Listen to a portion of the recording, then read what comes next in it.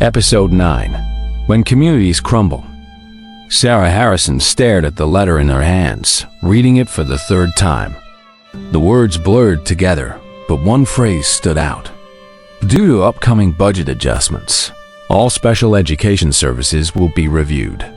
Her hands shook as she thought about her son, Tommy, how hard he'd worked to overcome his speech challenges. At the local diner, Maria Gonzalez was already brewing a fresh pot of coffee when Sarah walked in. The morning regulars huddled in small groups, their worried whispers filling the air. "Did you get a letter too?" Someone called out. Soon, Sarah discovered that every parent with a child in special education had received the same notice. "They can't just take away our kids' help," Maria said, sliding a cup of coffee across the counter.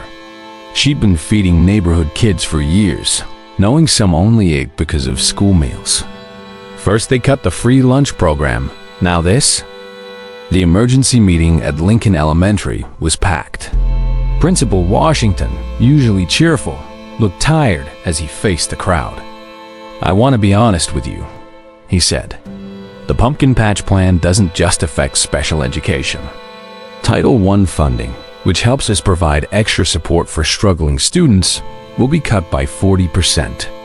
Mrs. Chun, Tommy's speech therapist, raised her hand. "I'm already seeing students at 3 different schools. With these cuts," her voice cracked, "I don't know how we'll help all these children." That evening, as Sarah checked Tommy's homework, her phone buzzed. A strange message appeared. Citizens must accept the new normal for a glorious future. The same message popped up on every parent's phone in the district. Later, they would discover it happened at exactly 3 in the morning, Moscow time. The changes came quickly. Bus routes disappeared first. James Wilson, who'd driven the school bus for 15 years, started picking up kids in his personal car before his regular route. "Can't let them miss school," he said simply. Mr. Rodriguez, the retired teacher, moved his free tutoring from the school library to his garage after the after-school programs were cut. Sarah's daughter, Lisa, sat at the kitchen table, college brochures spread out before her. "Maybe I should wait a year," she said quietly. "Help save money for Tommy's therapy." Sarah's heart broke. She was still paying off her own student loans, and now her children's dreams seemed to be slipping away. Then things got stranger.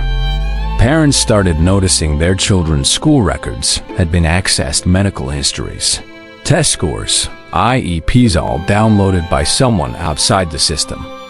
When Principal Washington tried to investigate, every computer in the school displayed the same message. "Your resistance is noted. Prepare for winter." The community fought back the only way they knew how. Maria's diner became an unofficial headquarters where parents shared resources and made plans. Mr. Rodriguez's garage tutoring expanded to 3 sessions a day. Neighbors organized carpools, packed lunches for each other, and helped however they could. But it wasn't enough. Tommy started struggling to pronounce words he'd mastered months ago. Other kids with IEPs fell behind too. Sarah watched her son practice his speech exercises alone in front of the bathroom mirror, determined to keep trying, even without Mrs. Chun's help. That night, Sarah's phone lit up with another message. This one was different. "Your children's futures now belong to us." The same message appeared on every parent's phone in town, followed by an image of a glowing coin. On it, a hammer and sickle crossed each other, the metal shimmering with an eerie light. As Sarah tucked Tommy into bed, he asked, "Mom, what's that weird coin that keeps showing up on your phone?"